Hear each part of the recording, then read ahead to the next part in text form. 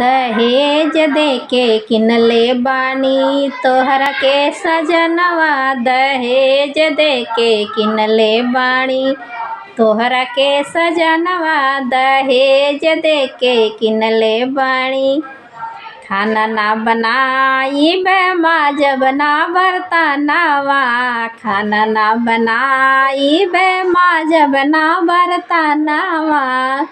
दहेज देके किनले बाड़ी तोहरा के सजनवा। दहेज देके किनले बाड़ी सासू चौका करी है ननदी बर्तन मासी है। सासू चौका करी है ननदी बर्तन मासी है।